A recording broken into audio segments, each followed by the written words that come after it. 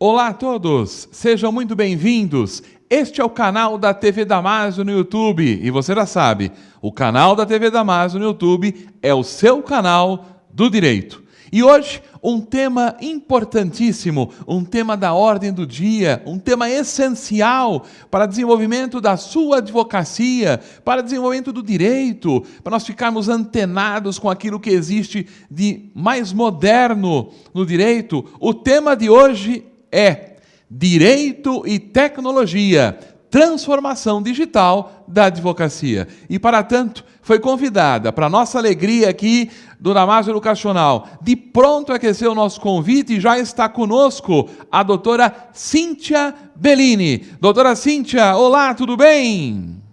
Olá, tudo excelente. Muito bem. A doutora Cíntia Bellini, que fará a apresentação da nossa aula de hoje, ela é advogada, fundadora do perfil Advogadas do Futuro. Um perfil, acesse lá, siga este perfil, @Advogadas do Futuro. Um perfil, na verdade, de grande sucesso no Instagram. Especialista em direito civil e também em processo civil. Pós-graduanda em Business Intelligence, Big Data e Analytics, Ciência de Dados de Direito Digital. Também é docente das disciplinas de mediação, conciliação, arbitragem e prática jurídica no estágio supervisionado. A doutora Cíntia é mediadora judicial, credenciada pelo Tribunal de Justiça do Mato Grosso, presidente da Comissão do Direito da Mulher da OAB em Sinop, na seccional do Mato Grosso, também da Ordem dos Advogados do Brasil. E é mestranda especial da disciplina de variação linguística pelo programa de pós-graduação em letras da Unemate em Sinop, além também de ser aí uma renomada coach jurídica, certificada e sempre convidada para inúmeros eventos e palestras em todo o território nacional. É uma alegria e uma satisfação poder contar nesta oportunidade com uma palestrante tão renomada como a doutora Cíntia, para todos vocês, de modo muito especial, aqui na TV Damásio, o seu canal do direito no YouTube. E agora, antes de passar a palavra para a nossa convidada, eu te pergunto uma coisa para você que está nos assistindo. Você que é nosso aluno do curso de graduação, nosso aluno do curso de pós-graduação, aluno do curso de direito de inúmeras faculdades pelo país, e até mesmo também advogado, advogada, demais operadores do direito. Vocês já estão seguindo o canal da TV Damásio no YouTube? Se inscreveram no canal da TV Damásio? Não? Então, para tudo. Inscreva-se agora no canal da TV Damásio no YouTube e também clica ali no sininho para você ser avisado, notificado de todas as apresentações. Muito importante isso, porque isso nos ajuda a propagarmos exatamente os nossos vídeos e as nossas aulas para todo mundo. Conto com a sua participação, contamos exatamente com a sua inscrição. E agora, sem mais delongas, eu quero passar de pronto a palavra, agora em definitivo, para a nossa palestrante, para a sua exposição, né, sobre o tema, repito, Direito e Tecnologia, transformação digital da advocacia. Professora Cíntia, tem a palavra. Olá a todos, professor Zaquim, eu externo aqui a minha gratidão e a minha alegria pelo convite. Já falei em outra oportunidade, que já tive o prazer de assistir palestra sua presencialmente, quando podia ainda, né, 2015, quando eu fui para São Paulo. Então, realmente, é muito bom ter essa oportunidade aqui de conversar com alunos, depois talvez alguns colegas possam também ter acesso a esse material e um tema de extrema relevância. E aí a gente tem que pontuar que iniciativa da Faculdade Damásio. Nós sabemos, né, e a gente vai ver essas informações aqui, que muitos alunos e muitos advogados sequer tiveram contato com direito e tecnologia no banco da universidade. E aí, quando você sai para o mercado de trabalho, você encontra uma realidade totalmente diferente daquela que era ensinada em sala de aula. Então, ter esse contato e, principalmente, às vezes, despertar para áreas do direito e do conhecimento que ainda são pouco exploradas. Sem dúvida, isso vai ser um diferencial para os alunos da Faculdade Damásio e para todos aqueles que tiverem a oportunidade de ter acesso a esse material. E aí, para nós começarmos, né, e o nosso tempo, ele é curto, então são muitas coisas para falar, além aí, né, dessas pequenas informações do meu currículo, se eu pudesse falar alguma coisa para vocês, quem é a professora Cíntia? A professora Cíntia é uma pessoa inquieta, é uma pessoa curiosa, é uma estudante, uma eterna estudante, que tem realmente nessa busca pelo conhecimento, uma realização pessoal e profissional.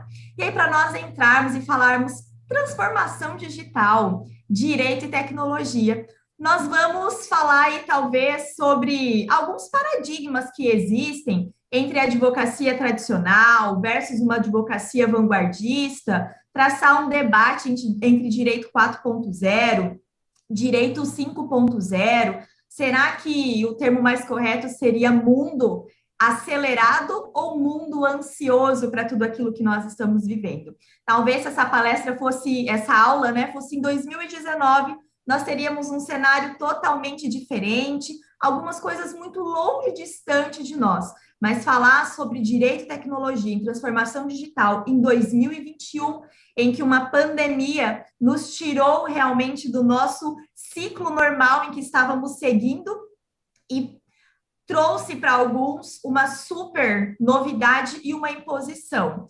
Ou você está dentro do digital e você está dentro do jogo, ou simplesmente o que você faz pode ser que daqui a uns dias isso não exista e que as pessoas não saibam o que você tem a oferecer. Então, com essas considerações iniciais, nós começamos a falar e trazer uma primeira informação para vocês. E aqui nesse momento, eu quero pedir o apoio de vocês.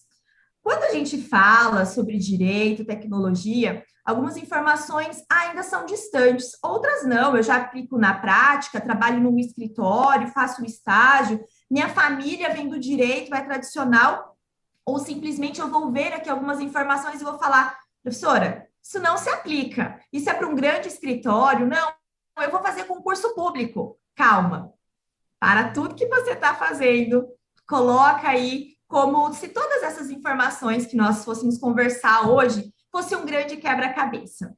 Algumas peças vão fazer super sentido para vocês, outras nem tanto. Não despreze. Deixa ela aí que talvez num futuro, num momento muito próximo e oportuno, você possa utilizar essas informações.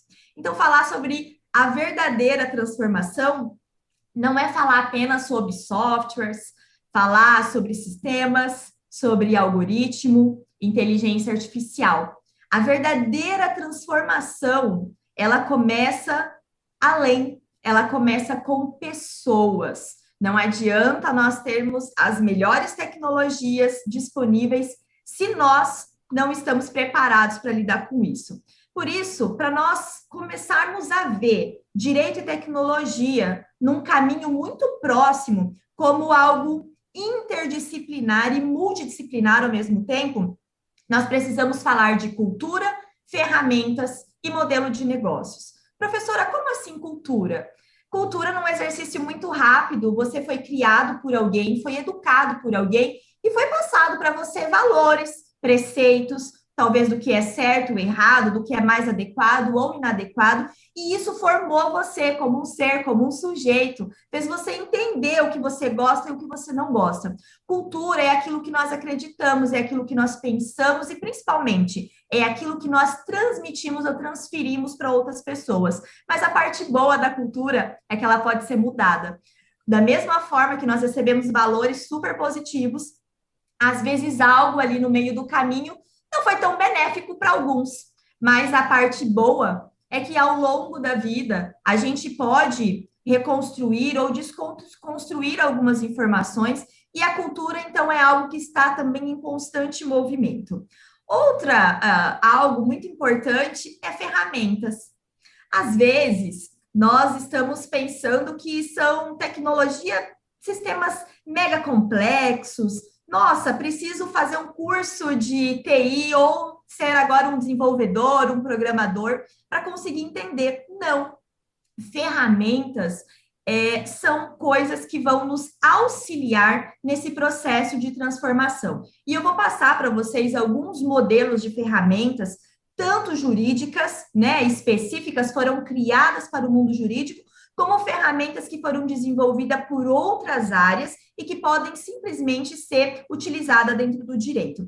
Uma outra informação, e essa muito importante, é sobre modelo de negócios. Professora, mas calma, eu já aprendi ali no meu curso que direito, né, advocacia não é uma atividade mercantil. Exatamente, mas nós não podemos desassociar que entender de modelagem de negócio vai ser tão importante para você manter o que você faz de pé. Se você não entender de gestão, se você não entender como você oferece o seu serviço, qual é o canal de atendimento com o seu cliente, como as informações chegam até você, você pode ser bom tecnicamente, você pode ser bom nas suas outras habilidades comportamentais, mas no final do mês e ao longo do tempo, as contas e as coisas, elas não vão fechar. Então, nós precisamos entender sobre o empreendedorismo, entender e ver o nosso escritório de advocacia, seja ele no cantinho do quarto, como um home office,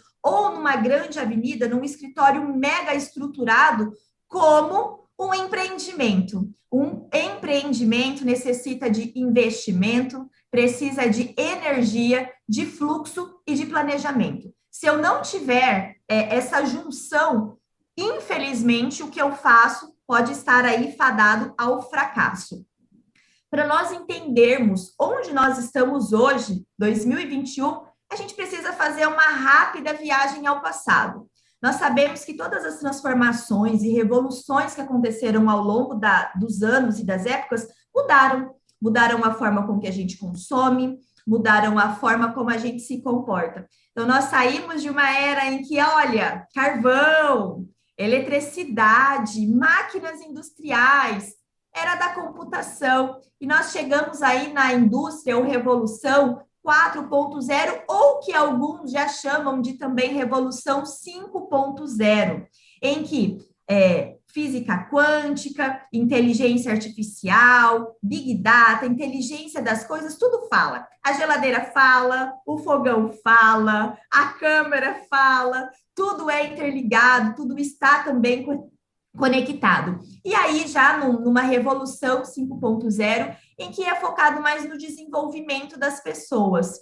Então, nós saímos, talvez se nós olharmos aí antes de 1750, as coisas aconteciam, guerras, mas em termos de evolução, de mudança significativa, se você ficasse, imagine lá no ano 1900 e alguma coisa, tinha um programa de rádio, e você deixasse por uma semana, 2 semanas, sem ouvir aquele programa. Talvez quando você sintonizasse novamente, você não ia ser surpreendido com grandes informações, com grandes transformações. Hoje, a velocidade que as transformações elas ocorrem, um dia, uma semana, que nós ficamos sem obter ali essa visão global do que está acontecendo, do que está mudando, simplesmente nós ficamos desatualizados e defasados em relação a algum determinado assunto.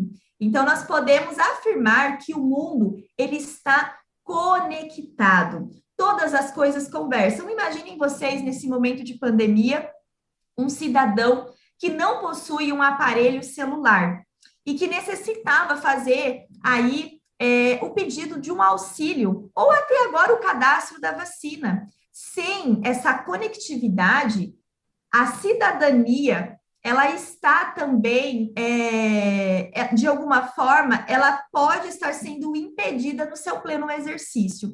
Só que quando a gente fala sobre mundo e tudo que está acontecendo à nossa volta, uma Netflix, um Spotify, são tecnologias que nós utilizamos na nossa vida no dia a dia. Talvez quem dirige aí ou já tenha um carro automático, foi uma tecnologia que foi implementada, que é usada, e hoje uma pessoa que tem um recurso financeiro, entre ela comprar muitas vezes um carro que é manual e um carro que é automático, principalmente no lugar, São Paulo, que toda hora você tem que parar, trânsito, a grande parte aí, pesquisas apontam isso, vão preferir um carro automático. Porque a tecnologia, nós nos acostumamos muito fácil com ela. Quando Netflix chegou antes, e aí talvez alguns de vocês passaram por essa fase e outros não, você queria assistir um filme, o lançamento. Ia lá na locadora, fazia todo aquele trajeto, e depois que você assistiu o filme, não estava concluído. Você ainda tinha outra parte, que era voltar na locadora e devolver o seu filme. E ainda tinha multa, porque muita gente esquecia de devolver naquela data estipulada. Então, as tecnologias que estão acontecendo à nossa volta, na nossa vida secular, elas estão sendo implementadas com muita facilidade na nossa vida. E detalhe, nós gostamos dessa tecnologia. Mas quando a gente chega no mercado jurídico e a gente fala em direito e tecnologia, nós sabemos que nós lidamos com resistência, nós lidamos com negação e com o descrédito. Ah, mas tecnologia não serve para mim. O que eu faço está dando certo há anos, o meu pilar é muito sólido. Até hoje deu certo, mas 15, 10, 5 anos, talvez, se o negócio, o escritório de advocacia tiver uma modificação, uma reestruturação, nós não podemos afirmar que isso vai continuar de pé.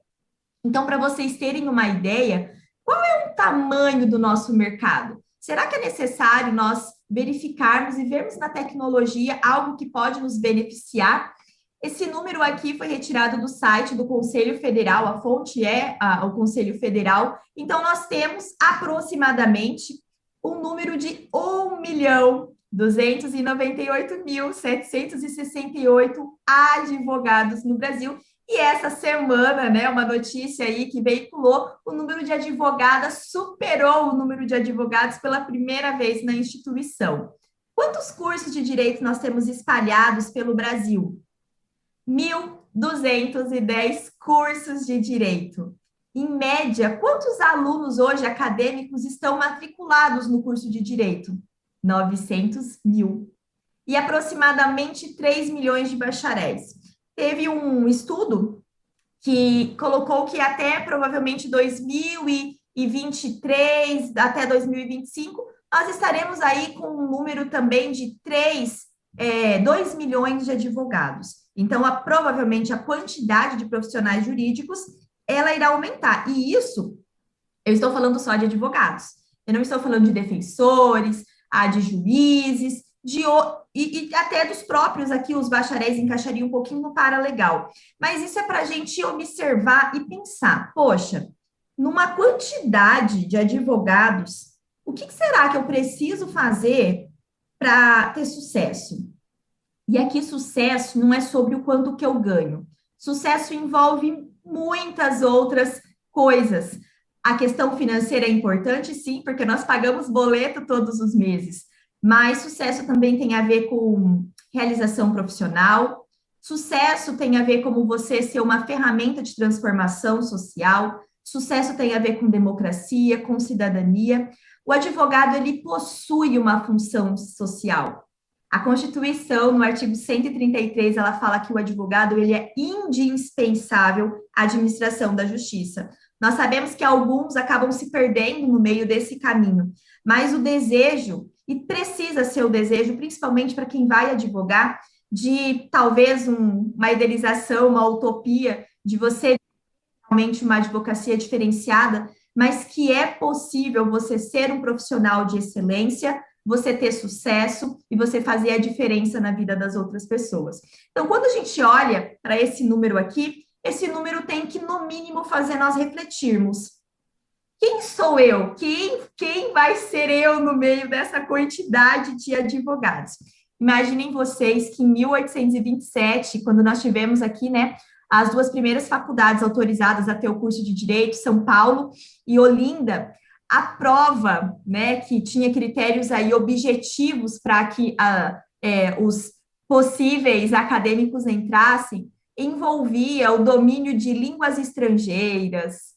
Você tinha que ter um conhecimento quase qual a gente vai adquirir ao longo de todo o curso de Direito. Só que hoje o jogo mudou. Hoje, grande parte das pessoas, mesmo que não vai fazer um concurso público ou não vai atuar como advogado, acabam escolhendo direito, porque direito é um curso da vida. Bom seria se na escola, na educação básica, todos nós tivéssemos acesso a conhecimentos jurídicos, porque direito permeia a nossa vida. A partir do momento que tem a concepção ou ainda com a morte, direitos continuam existindo. Direito é o que nos constitui como um ser. Então, saber o que é direito, como lidar com isso, é algo que deve fazer parte da nossa vida. E aí, olhando para esse cenário de mais, né, de quase aí aproximadamente 1.300.000 advogados, eu falo algo para vocês. Em média, nós temos aqui um número de habitantes para um número determinado de advogados. E a média nacional aí do Brasil fica em torno de 220 habitantes para um advogado. E pasmem vocês, para quem sabe, nós temos a maior população jurídica do mundo. Se pegar os advogados de todos os lugares do mundo inteiro, nós, o Brasil, nós temos a maior quantidade de advogados, de profissionais jurídicos. E, em regra, quem é o advogado? Como que o cliente, ele vê o advogado? Será que ele vê o advogado com bons olhos? Será que o que ele pensa? Quando um advogado, ele é substituído com uma certa frequência nos processos, a principal queixa e reclamação de um cliente que troca de advogado é que o advogado, ele não atende, ele não responde, ele não informa, ele não comunica. Muitas vezes, o próprio advogado, ele cria uma barreira com o cliente quase intransponível. Então, até o advogado receber o cliente e fazer a fidelização dele, o advogado é uma pessoa solícita, é uma pessoa pronta. No entanto, depois, o advogado, muitas vezes, ele simplesmente some. Ele não dá mais nenhum tipo de informação. Então, isso é algo que a gente precisa se atentar, porque isso não é algo que acontecia. Isso é algo que continua acontecendo ainda nos tempos atuais. E aí, se tudo está em transformação, tudo está mudando, como tem sido essa transformação no direito? Como a tecnologia pode influenciar e ela pode capacitar o advogado a melhorar, a oferecer um serviço de qualidade com maior presteza, com maior rapidez e, principalmente, ter tempo de cuidar de coisas que são importantes. Aqui eu trouxe um exemplo para vocês do processo físico e do processo judicial eletrônico. Hoje, nós falarmos em PJE, às vezes não é uma novidade, porque praticamente todos os tribunais, se não utilizam o PJE, São Paulo utiliza o ESAGE, alguns tribunais também têm os seus sistemas próprios. Aqui no meu estado, nós utilizamos o processo judicial eletrônico, mas isso não é algo de agora. Em 2006, nós tivemos aí a lei da informatização. E claro que a reforma 45 de 2004, né, considerada a reforma do judiciário, começou a trazer todas essas mudanças que no judiciário já vêm sendo aí implementadas há algum tempo. No entanto, para a advocacia, as coisas não acontecem na mesma velocidade. Então, olhando para esse cenário de processo judicial eletrônico, e o PJE em 2013 realmente começou a ser implantado nos tribunais, a gente percebe que tem tecnologia, tem transformação já acontecendo, mas como que eu posso viver essa transformação e posso aplicar a tecnologia no que eu faço? Na pandemia, ficou muito evidente que a forma de nós atendermos, a forma de nós realizarmos alguns atos processuais, eles mudaram. Eu moro 500 quilômetros da capital do estado, tive a oportunidade de fazer inúmeras sustentações orais virtuais, audiência de conciliação, audiência de instrução, atendimento remoto com os clientes, em alguns momentos, toda a equipe do escritório, cada um em sua casa, e a forma que nós tínhamos de manter o fluxo de trabalho conforme planejado era fazer reuniões diárias remota. Se adaptou, todo mundo se reinventou e as coisas começaram a fluir de uma maneira diferente. Então, será que quando a gente fala em tecnologia, tecnologia é um vilão ou será que tecnologia pode ser vista como algo positivo? Algo que pode potencializar o nosso serviço, que pode potencializar a nossa atividade e fazer realmente com que ela se torne a cada dia mais essencial. Então, eu vou trazer para vocês alguns exemplos e algumas situações de como a tecnologia pode ser uma aliada naquilo que nós fazemos. Vocês já devem ter ouvido falar sobre as famosas startups. E o que as startups têm a ver com o mundo jurídico? Posso falar para vocês que elas têm muito a ver. A grande diferença aí da startup para uma empresa tradicional é o risco que a startup lida. Grande parte delas tem em sua modelagem de negócio uma base tecnológica, ela lida com um futuro incerto, ela é escalável, repetível. O que significa isso? Imaginem um exemplo que eu dei para vocês do Netflix ou do Spotify.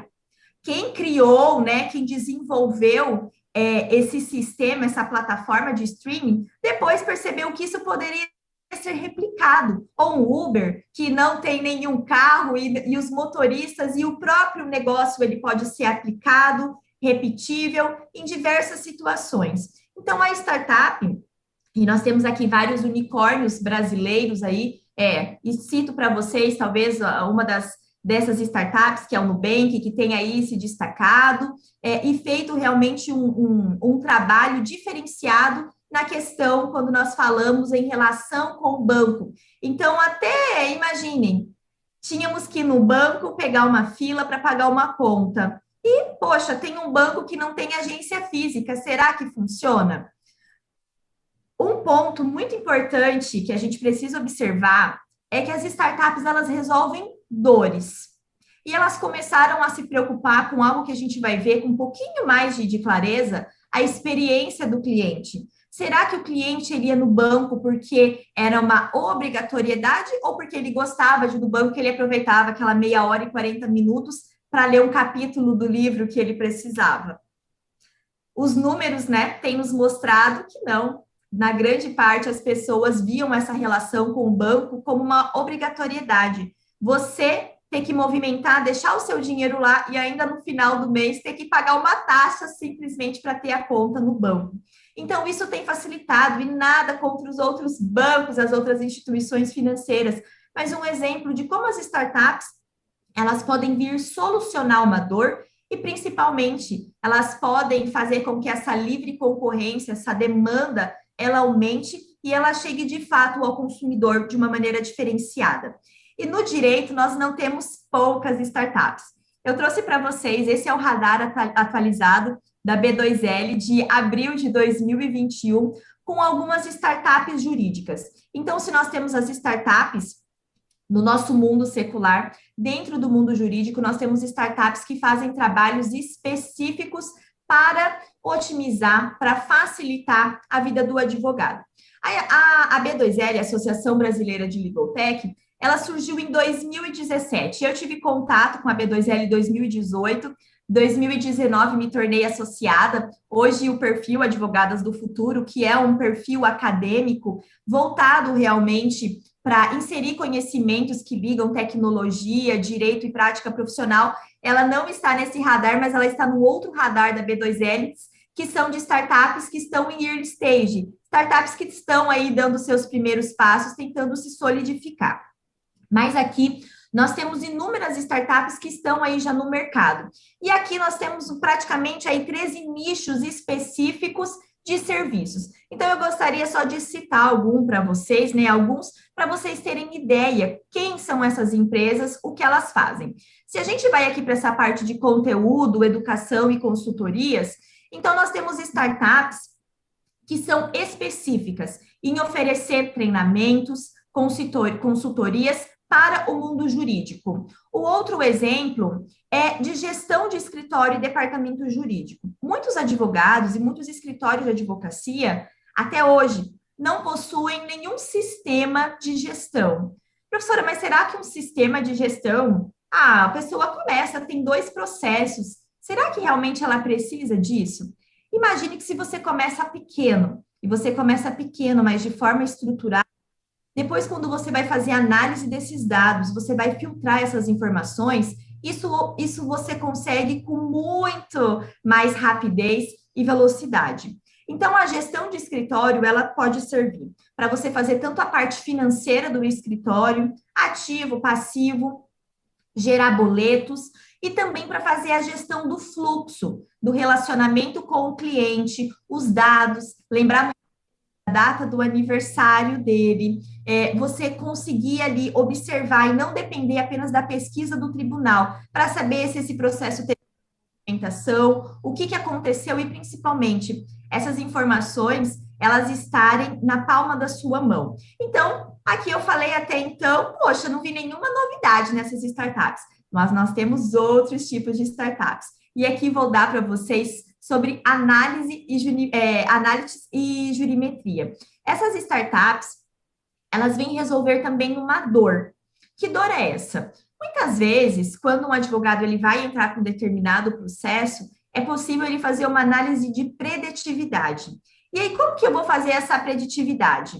Eu sei que aquele tribunal, aquele juiz, aquela vara, naquela comarca, ele decide A. O juiz da vara B decide de forma diferenciada. Então, eu vou filtrar essa determinada ação. Se eu entrar naquela comarca e cair em alguma daquelas varas, qual é a probabilidade do meu pedido ser deferido? Qual é a probabilidade de nós termos êxito?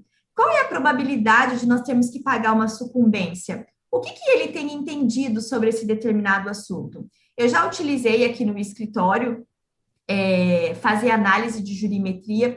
Isso é muito interessante, principalmente em processos que envolvem uma complexidade muito grande, em que o cliente ele vai ter que pagar as custas e se ele, no final, ele perder o processo, muitas vezes o valor que ele vai ter que pagar de sucumbência não compensa ingressar com o processo. Então, às vezes, essa análise com os dados e principalmente com os valores, o advogado ele pode ali conversar com o cliente e eles chegarem num denominador em comum. Será que o processo judicial é o melhor caminho? Será que eu posso encontrar outras soluções para resolver essa situação? Então, a jurimetria, ela pode atuar dessa forma. Nós também temos aqui empresas, startups que são específicas para órgãos jurídicos ou escritórios que lidam com tributação. Então, ela vai fazer o cálculo, ela vai analisar as datas e ela vai entregar tudo isso para o advogado. Então, aquela função que seria manual, que ele teria que desenvolver, ele teria que contratar alguém no escritório para fazer isso, ele pode otimizar com uma automação. Outra área que eu gosto bastante, que é a gestão e automação dos contratos. Contrato é algo que no mundo jurídico, dependendo do tipo de contrato, e vou dar um exemplo para vocês, um contrato de compra e venda. Muitas vezes aí num valor simbólico de um bem, vamos colocar aí um valor de 50 a 100 mil reais. Vocês acham que o cliente, ele vai estar disposto a pagar 10 mil, 15 mil por esse contrato? Acredito que não. Em razão de que existem diversos contratos disponibilizados na internet, que por muitas vezes, por ele fazer essas contratações no dia a dia, ele vai achar que, poxa, não, mas o contrato é simples. E aqui, não desmerecendo, sou advogada contratualista também, mas a gente precisa perceber para onde as coisas estão caminhando. O que o nosso cliente tem pensado sobre isso? Então, às vezes, num volume, se eu posso automatizar o meu contrato, se eu posso pegar aquelas cláusulas que são gerais e ter aquele contrato padrão, será que eu não tenho isso de uma maneira diferenciada para o meu cliente? Nós estamos passando por uma reestruturação aqui no escritório, nos contratos, que é transformar todos os contratos com base em legal design. Então, aquelas cláusulas rebuscadas, cheias de juridiquês, com termos da lei, nós estamos tentando tirar e deixar realmente um contrato que o cliente consiga entender. E eu acho que esse pensamento de que o cliente precisa entender, precisa fazer parte da nossa vida. O cliente, ele é uma parte fundamental, ele precisa fazer parte do jogo. Então, não adianta eu escrever algo muito bonito ou uma petição com várias terminologias em latim e manda lá para o juiz e, nossa, eu gostei da minha petição. Mas e o usuário? Quem que vai julgar? O que o juiz pensa sobre isso? Será que eu estou sendo assertiva ou será que escrever 20, 30 laudas eu estou enchendo linguiça e colocando tudo isso na petição. É algo que a gente precisa pensar. Então, dentro desse radar aqui, nós temos compliance, nós temos monitoramento e extração de dados públicos, gestão de documentos, nós temos inúmeros nichos disponíveis ao advogado. Poxa, mas isso daqui custa muito caro. Tem muitas startups que têm um valor, em razão do risco que elas lidam também, um valor que é acessível, e outras que oferecem e disponibilizam serviços gratuitos. Até X contratos você pode fazer, até 50 processos você pode ter essa gestão de escritório, você não vai pagar nada por isso. E quando você vai crescendo, seus pilares vão ficando muito sólidos, você percebe que realmente ter todo esse planejamento e essa base muito bem edificada na advocacia vai fazer com que você administre o seu tempo, processo e os fluxos com uma rapidez muito maior do que se tudo tivesse tudo disperso e não tivesse num fácil acesso para o profissional jurídico. E aí eu gostaria de falar para vocês um pouquinho, tá? Professora, vi um pouquinho ali, tá, de startups, né? Nós chamamos elas de legal techs ou low techs, como elas podem facilitar, otimizar o meu tempo, mas inteligência artificial, esse negócio é muito complicado, não consigo entender direito como que a inteligência artificial pode atuar dentro do direito. Pessoal, se nós tivermos, assim, uma ideia de que inteligência artificial é a capacidade da máquina de adquirir, de adquirir conhecimento, de tomar decisões, de criar soluções com uma assertividade, com uma rapidez muito melhor do que nós, seres humanos. Então, inteligência artificial, ela pode ser vista e utilizada como algo positivo dentro do nosso trabalho.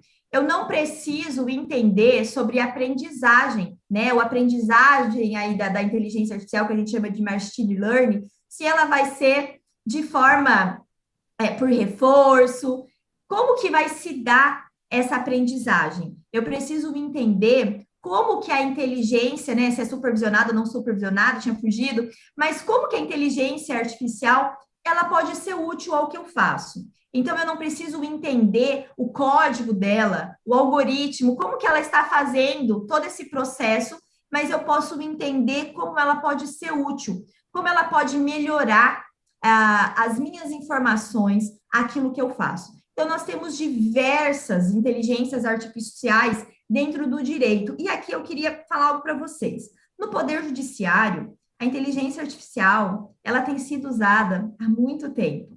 Ela tem sido usada, testada, validada. Muitas acabam não dando certo. E aquilo, claro, fica um aprendizado para depois ser melhorado.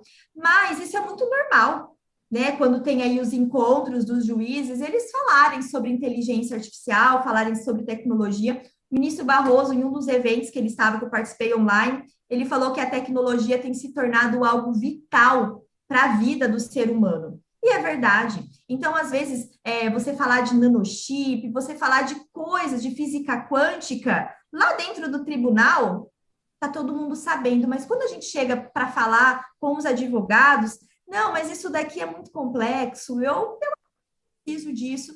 Muitas vezes a gente perde uma grande oportunidade de melhorar aquilo que a gente faz. Então, o próprio Conselho Federal, ele disponibiliza para os advogados uma inteligência artificial gratuita, se você estiver com a sua anuidade paga, que é o ABJúris. A ABJúris, qual que é a função dela? Então, a gente sabe que muitas vezes, dependendo do que nós iremos fazer, a gente vai ter que juntar um precedente, a gente vai ter que juntar uma jurisprudência. A ABJúris, ela faz num tempo atualizado esse monitoramento de tudo que está sendo disponibilizado nos tribunais. Então, o critério de pesquisa é diferenciado. Nós sabemos que existe um grande site de busca no Brasil, em que você digita lá, né, no Google, e aí já vai vir ali, olha, vai vir uma parte do acórdão, vai vir ali um artigo que foi escrito. Aqui é um pouquinho diferente. Então, você pode filtrar, refinar esse critério de busca e uma decisão que saiu há pouco, ela já vai estar disponível para o advogado, para que ele possa estudar, para que ele possa utilizar isso dentro da peça dele. Mas a ABJúris é um exemplo, junto com as outras low-techs aí, que podem ser utilizadas. Mas e as outras tecnologias que nós temos disponíveis. Será que isso, de alguma forma, pode impactar na minha transformação digital dentro do meu trabalho? WhatsApp, né? Quem não tem, não utiliza aí um sistema de troca de mensagens de comunicação, WhatsApp ou Telegram, ou outros aí existentes, mas o mais famoso, eu acredito que seja realmente o WhatsApp, ele desde 2008, ele já está aí no plano, mas nós temos a versão business também do WhatsApp. O que essa versão business faz? Ela faz com que você tenha uma conta comercial, que você tenha outros recursos, outras funcionalidades, que você possa mandar mensagens automáticas quando uma pessoa entra em contato com você. Então, lembrem que lá no início, eu falei que nós temos um problema, uma dor. Qual é a dor? Os clientes reclamam que os advogados não retornam, que os advogados não respondem, que os advogados são inacessíveis. Se eu consigo identificar uma dor, eu posso começar a pensar em alternativas e soluções para resolver essa situação. Às vezes, uma tecnologia muito simples, muito barata. Professora, quanto que eu pago para ter uma conta comercial? Nada. Se você tiver celular e uma internet, você não vai pagar uma conectividade, você não vai pagar nada para ter essa funcionalidade.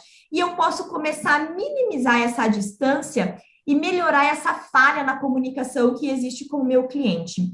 Outra forma da gente verificar como melhorar, a gente precisa identificar as dores. E aí, quem já trabalha num escritório, às vezes eu estou falando e você está pensando, nossa, mas lá onde eu trabalho, onde eu faço o estágio, ou quando eu tiver o meu escritório, eu acredito que isso daqui possa se aplicar. Se nós não conseguimos identificar quais são os nossos problemas, como a gente vai criar uma alternativa para resolver isso? E algo que a gente precisa fazer é ter esse instinto investigativo, inquieto. Será que o cliente que eu atendi, será que ele foi bem atendido? Será que o retorno que eu dei para ele foi pontual? Será que alguma coisa dentro da minha estrutura não agradou ele? Será que a petição que eu mandei para ele ler, será que ficou claro? Se eu não conseguir validar isso, professora, mas eu preciso fazer isso? Se eu fosse você, eu faria.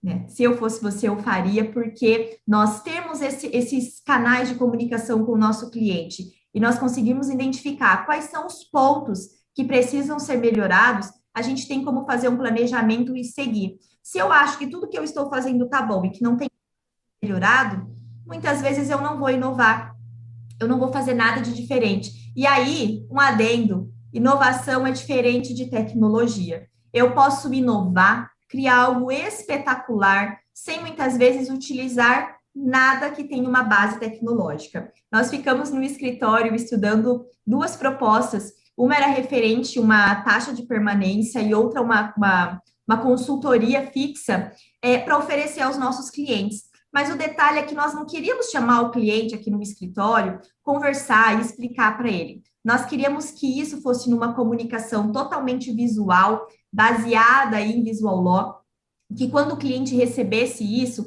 ele conseguisse já ter acesso a um vídeo nosso explicando e que ele se sentisse confortável em pagar esse valor para receber determinadas informações. O primeiro arquivo que nós mandamos foi muito engraçado, porque ele veio cheio de rabisco de um cliente que nós fomos validar. Ele não entendeu um ponto, ele não entendeu o outro, ele ficou confuso. No primeiro momento que eu poderia pegar esse documento, eu poderia falar, poxa, mas o cliente é leigo, tudo bem. Não. Quando eu peguei aquilo lá, eu falei, poxa, eu estou errada. Eu entendi, mas eu não fiz isso para mim. Eu fiz isso para o cliente, quem precisa entender é ele. Então, eu preciso melhorar, eu preciso modificar. E essa proposta, ela demorou 8 meses para ela ser finalizada. Claro, pandemia no meio, trabalho remoto, mas eu poderia criar desculpas e colocar a culpa em alguém, ou também poderia assumir essa responsabilidade para mim. E hoje, com muita alegria, né, nós temos vários clientes que já fidelizaram, pagam, e quando a gente manda, é muito gostoso a gente ver que a pessoa consegue entender e, principalmente, consegue contratar.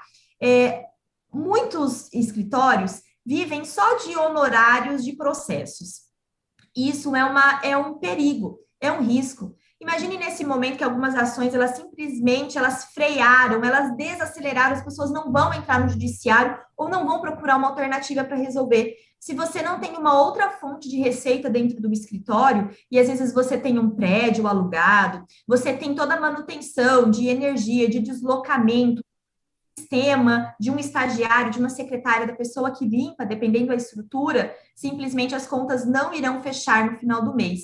E aí a pessoa fecha até um contrato e fala, poxa, super honorários, mas quando você vai diluir isso ao longo dos meses, pelo mês que você não conseguiu fechar nada, muita gente vai descobrir que não está ganhando, não, está pagando para trabalhar. Então, a gente precisa encontrar ferramentas para investigar qual que é o ponto que precisa ser melhorado.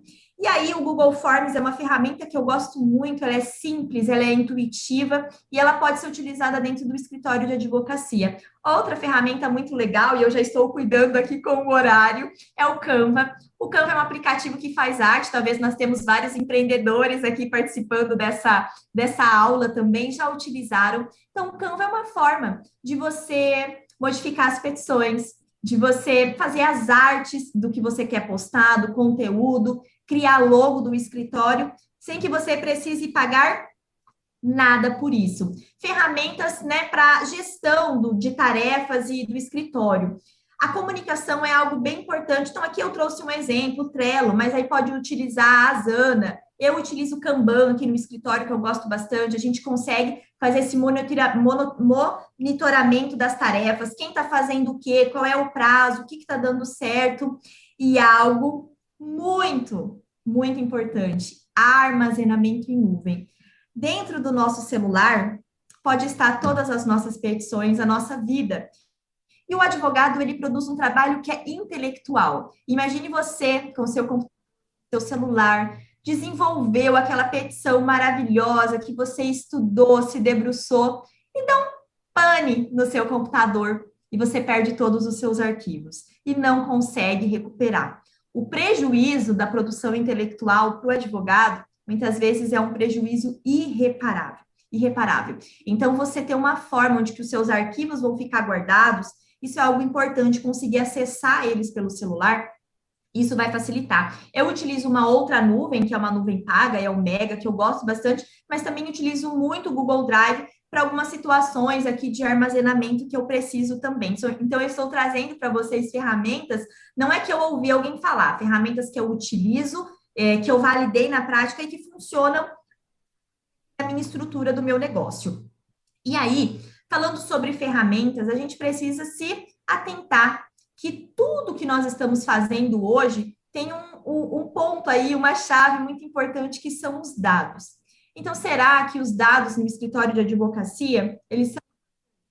Será que monitorar esses dados, armazenar esses dados, tratar esses dados, e aí eu poderia aqui falar sobre a LGPD, falar sobre dados sensíveis, falar qual que é a implicação disso na advocacia, porque a LGPD se aplica aos escritórios de advocacia, como você faz o tratamento desse dado, mas quando a gente começa a olhar para os nossos processos, a gente começa a extrair dados.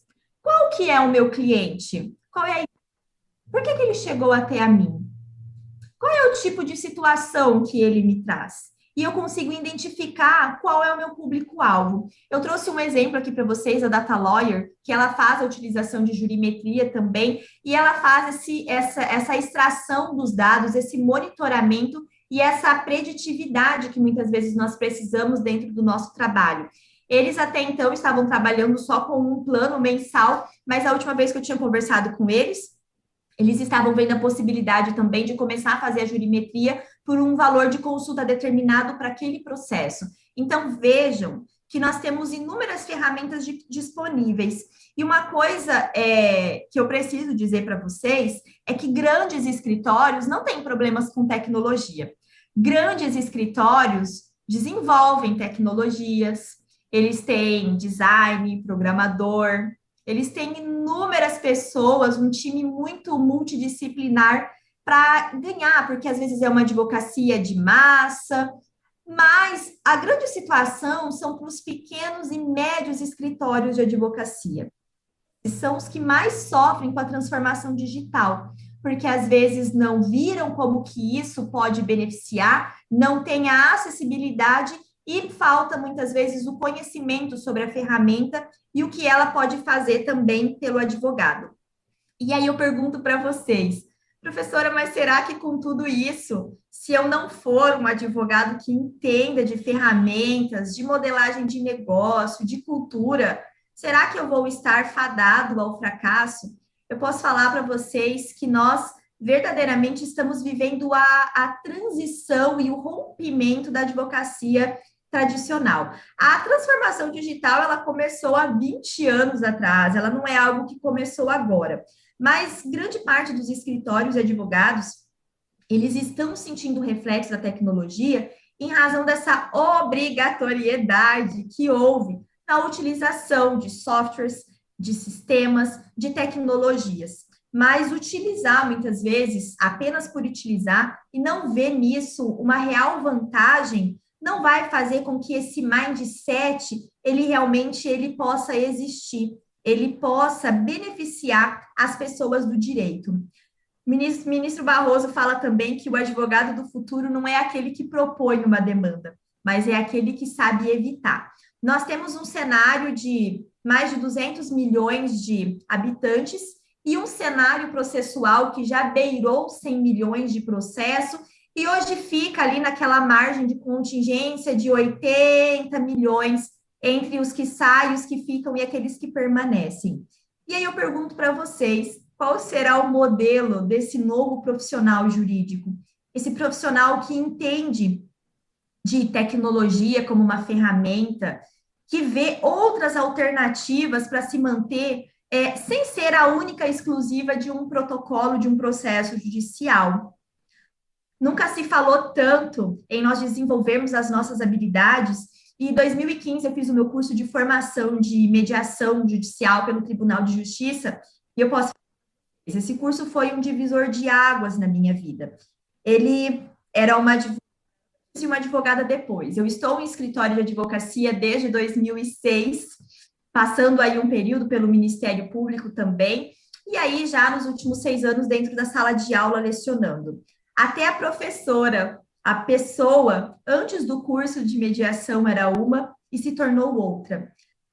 A mediar, a negociar, é algo vital para as nossas relações humanas. Eu gosto muito do método de negociação de Harvard, que ele fala que nós temos que separar as pessoas dos problemas, observar os interesses e não a posição que as pessoas ocupam, criar soluções, opções para ambas as partes e, principalmente, quando chegarmos num acordo, fazer isso com critérios muito objetivos.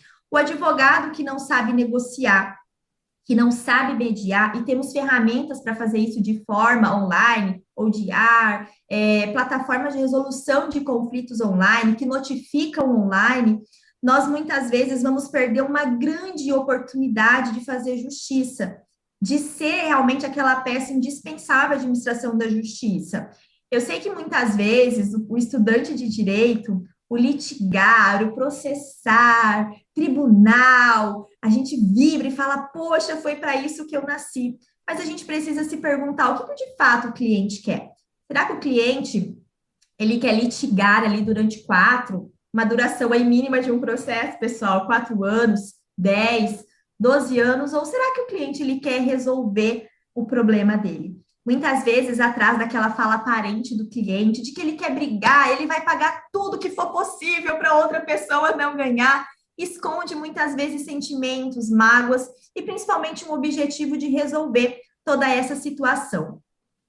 E algo que é o vetor motivacional e transformador da nossa advocacia é o cliente. O cliente mudou. Eu mudei como consumidora. Eu tenho certeza que você também mudou como consumidor e como consumidora. Será que o cliente do escritório de advocacia, ele continua querendo aquele advogado que não responde, que não atende, que não dá notícia?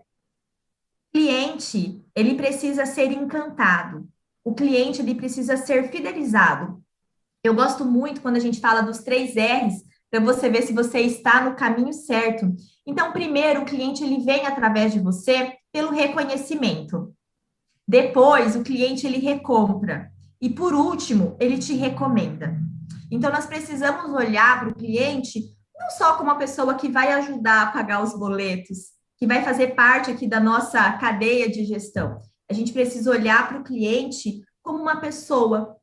O advogado, ele sai de um momento em que ele fazia para o cliente, ele começa a fazer com o cliente. O que significa isso? Não sou eu, advogada, que chego no meu cliente e falo, olha, vou protocolar a ação tal, vou fazer isso, você tem que pagar as custas e o meu honorário é esse. Quando o cliente ele participa da tomada de decisão, a responsabilidade, ela também sai do ombro do advogado. Quando algo é imposto e você já fala, eu fiz, eu decidi, eu vou fazer de tal forma, muitas vezes o cliente ele não assume o papel que é dele, de protagonista dentro do processo daquela situação que precisa ser resolvida. E aí, um detalhe, qualquer coisa que der errado, a culpa não vai ser dele, vai ser do advogado. Então, a gente precisa, enquanto profissional jurídico, separar o que é capacidade minha e o que é do meu cliente. Tem coisas que é ele que tem que fazer e não sou eu, mas eu preciso me preocupar com a experiência do meu cliente ao longo do processo. Como ele chega até mim, como ele é tratado na jornada dele comigo e o mais importante, quando ele fica em stand-by. O processo terminou, a situação foi resolvida, nunca mais tive um acesso com o meu cliente, um contato, uma comunicação com ele. Será que quando ele tiver alguma outra demanda, será que ele vai procurar você ou talvez um outro colega que ele desenvolveu um laço de amizade, de relacionamento? Você que vai responder essa pergunta, não sou eu. Mas eu posso te falar que você se preocupar no sucesso dele, na experiência dele, em você ser uma peça fundamental para o negócio dele ficar de pé. E aqui o negócio não é só a empresa, não, é a família, é o que ele faz. Precisa, de fato, ter um interesse verdadeiro, genuíno, pelo cliente, pelo que ele traz para nós, para que a gente possa, de fato, melhorar a experiência dele. E você precisa estar onde o seu cliente está. Professor Zaquini, me avise, porque eu acho que o meu tempo está terminando. Eu já estou terminando aqui a minha fala. São muitas coisas para passar, pessoal, mas eu já vou tentar finalizar. Professor, o senhor me avisa aí se tem mais 5 minutos, senão a gente tenta só fazer uma finalização e aí já passo a palavra para o senhor. Então, onde nós precisamos estar? Eu preciso estar no mundo físico, no mundo presencial? Preciso, mas o mundo é digital, nós falamos de digitalização, virtualização, conectividade, eu preciso estar onde o meu cliente está.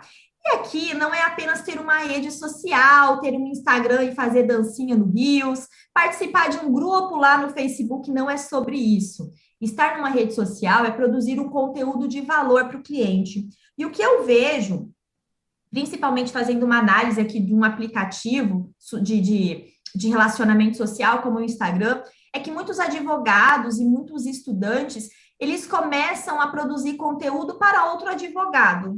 E aí você precisa pensar, então você quer produzir, você quer atrair advogado ou de fato você quer produzir um conteúdo que vai atrair o seu cliente? Então, às vezes, se eu vou falar de aposentadoria, o meu público-alvo é um cliente previdenciário, talvez falar sobre aposentadoria lá no LinkedIn não vai surtir efeito. Utilizar uma palavra rebuscada, uma terminologia de difícil compreensão, não vai trazer acessibilidade, conectividade com o meu cliente. Então, eu preciso pensar sobre isso para me programar e estar realmente onde o meu cliente está. E aí eu pergunto para vocês, mas eu começo quando? Quando eu virar advogado, ser advogado, estar advogado? Não, você começa agora. Seu posicionamento como advogado, como advogada, ele começa agora. E eu posso falar para vocês. O que vocês fazem, o que vocês postam, isso impacta na vida de vocês. Então, imaginem aqui um estudante cansado, final do semestre, monografia, exame de ordem, né? Aquela loucura que quem não passou, passará. E aí ele posta somente assim, eu não aguento mais isso, por que eu fui escolher esse curso? E só fala sobre isso. Vocês acham que um pretenso cliente, será que ele vai tentar tirar alguma dúvida com esse aluno perguntar alguma coisa, se ele sempre demonstra um desgosto, uma tristeza com esse curso que ele escolheu? Eu não estou dizendo que vocês não possam ficar tristes. É claro, a gente fica triste, sobrecarregado, a gente se questiona, será que eu fiz a decisão correta em escolher isso? Porque o direito, ele exige da gente. Ele exige uma capacidade de adaptação. ele exige que muitas vezes tudo aquilo que eu penso, que eu vou lá no Facebook e vou falar mesmo. Às vezes eu tenho que tomar um pouco de cuidado, porque aquilo que eu falo tem um reflexo, carrega muita informação. Então, às vezes, até a minha subjetividade ela fica guardada para mim, para conversar com uma outra pessoa, e não para ser exposta para todo mundo. Então, o branding, ele é essa construção da imagem, da personalidade, e várias, né? Tem várias nuances que envolvem o branding, desde a coloração, qual que é a roupa mais adequada para ir fazer uma audiência? Tem isso, professora? Claro que tem sim, as cores falam, o nosso corpo fala, tudo fala, e isso são estratégias. Eu posso utilizar como não posso. Tem advogados aí que amam PNL. Olha, vou te falar a palavra certa para você fechar o seu contrato de honorários. Você pode escolher ou não qual ferramenta utilizar, mas a sua imagem, aquilo que você fala, aquilo que você apresenta, isso vai fazer com que as pessoas olhem para você e ao menos tenham um ponto de interrogação. Eu acho que essa pessoa pode me auxiliar, e se ela não pode, pelo que ela demonstra, ela vai me indicar alguém que seja confiável, que vai me ajudar a solucionar o meu problema. E nós temos novos caminhos no direito. Antes nós só tínhamos o direito, o advogado civilista, o advogado criminalista, o advogado previdenciarista. Hoje nós temos novos rumos, novos ramos, em que o direito ele está em constante evolução e transformação. Nós temos compliance, nós temos fashion law, nós temos o próprio direito digital, o design, né? E aí uma metodologia que veio lá do design, que é o design thinking, isso foi transformado e adaptado para o direito, legal design. Como que a gente pode utilizar essa metodologia, esse pensamento dentro daquilo que nós fazemos? Como que a gente pode otimizar? Então, a gente precisa começar a ver o direito além de uma caixa. Todos nós temos criatividade, todos nós podemos inovar em algo, mas a gente precisa tomar um cuidado com a roupa que muitas vezes é posta, que tem que ser todo mundo padronizado, todo mundo precisa falar igual, todo mundo precisa vestir igual, todo mundo precisa advogar na mesma área. Eu não sou todo mundo, você não é todo mundo, já dizia a nossa mãe. Então, será que nós não podemos ver aí novos horizontes, novos rumos? Tem pessoas que não se identificam em ficar dentro de um escritório, mas elas se identificam em conversar com pessoas, elas se identificam em produzir uma peça, elas se identificam em desenhar. Será que não tem espaço no direito para essas habilidades? Será que novos profissionais não têm aí novos campos de atuações? Aqui é uma ferramenta para que, às vezes, no início do escritório de advocacia de vocês possam começar a fazer um pequeno planejamento. O que vocês fazem? Como que vocês vão ganhar dinheiro? Não tem nenhum pecado em falar isso, porque sim, nós ganhamos dinheiro através da advocacia. Qual é o seu canal de comunicação com o seu cliente?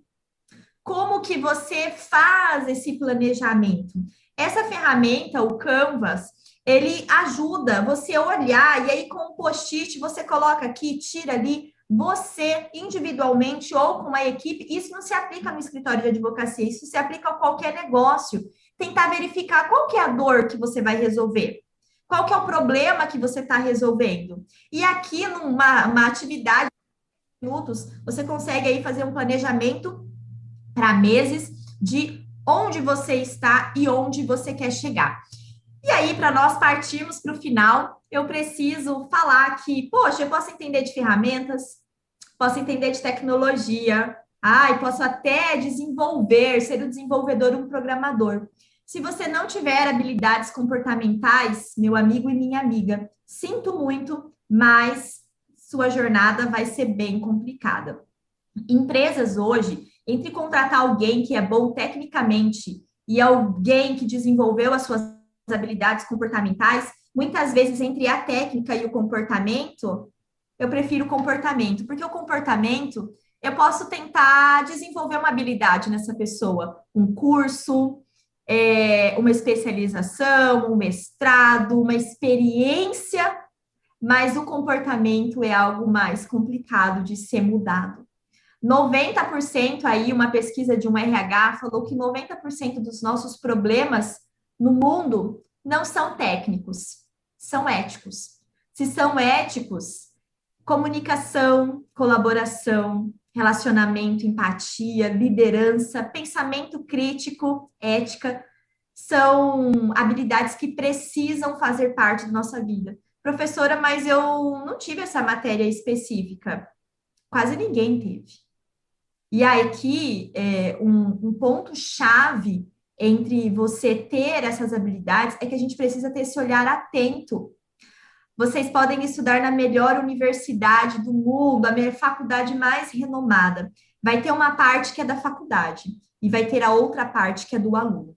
Se o aluno não assumir o protagonismo no processo de aprendizagem e de ensino dele, ele pode ir para Harvard fazer o curso que ele quiser. Ele não vai viver uma transformação, porque a verdadeira transformação ela precisa ser de dentro para fora. E liderança, colaboração, são coisas que a gente precisa desenvolver dentro da advocacia. Eu, como frequento muito eventos de tecnologia e que são poucos profissionais jurídicos, eu confesso para vocês que o primeiro, quando eu fui, em 2017, eu quase levei um choque. Porque, em regra, nos eventos jurídicos, todo mundo, né, às vezes cada um no seu grupo, umas caras fechadas, um pouco, às vezes, de antipatia até com determinados nichos de atuação. E aí eu fui surpreendida, comecei a frequentar eventos diferentes e chegava lá, as pessoas se disponibilizavam muito mais. E uma pessoa que hoje virou um amigo, um parceiro, eu lembro que eles fizeram uma tecnologia e eu perguntei para ele, tá, mas você está me falando tudo. E se uma pessoa quiser fazer igual? Ele falou assim, não tem problema, a gente vai criar outra coisa.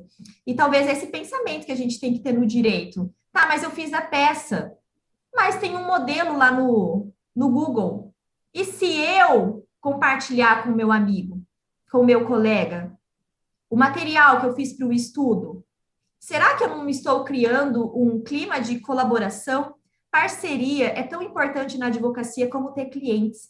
Porque muitas vezes eu não atuo naquela área específica, eu não tenho aquela expertise, mas o meu colega, ele tem. Então, eu acredito que falar de habilidades, de soft skills, é tão importante como falar de tecnologia, porque o software, ele vai andar sozinho. Eu coloco a informação nele, contrato alguém para poder direcionar, e aí nós temos novas profissões, nós temos o head de inovação, nós temos o engenheiro jurídico, nós temos o DPO, nós temos inúmeras pessoas que podem fazer essas funções, mas essa questão comportamental, emocional, de viver juntos, de realmente olhar para o outro e ver nele um semelhante, alguém que eu não preciso ter esse espírito de competição toda hora, de rivalidade, de quem é melhor, que tem espaço para todo mundo, tem espaço para gente boa, só que tem espaço para quem tem diferencial. Então, se eu pudesse falar para vocês, além de entender de tecnologia e atrás dessas informações, eu começaria a desenvolver o quanto antes as minhas habilidades comportamentais, oratória. Eu, ao longo aí da minha jornada como professora e atendendo muitos alunos aqui na faculdade, no escritório, alunos que acabaram desistindo da advocacia porque o medo de ir para a audiência ou de atender o cliente era tão difícil de ser superado que eles preferiram ir fazer uma outra coisa da vida do que ter que lidar com essa situação. Falar, comunicar e ter um pouquinho, às vezes, de espírito de liderança. E tem horas que a gente precisa liderar, tem horas que a gente precisa também ouvir para que a gente possa aprender. Isso precisa fazer parte. Então, é uma união entre habilidade técnica e habilidade comportamental. E aí, uma frase de um grande futurista, do Alvin Toffler, que fala o seguinte, que o analfabeto do século XXI não será aquele que não consegue ler e escrever, mas aquele que não consegue aprender, desaprender e reaprender. E aí, a outra frase aqui, deixa eu só tirar a telinha que está tampando aqui, que o futuro é construído pelas nossas decisões diárias, inconstantes, e em cada uma delas o evento influencia todos os outros. O que significa isso? O que nós escolhemos hoje para a nossa vida diretamente no nosso futuro, em quem eu sou e naquilo que eu vou fazer. Então, de tudo isso que eu falei para vocês, se eu pudesse dar um único conselho, aprendam. Sejam eternos aprendizes.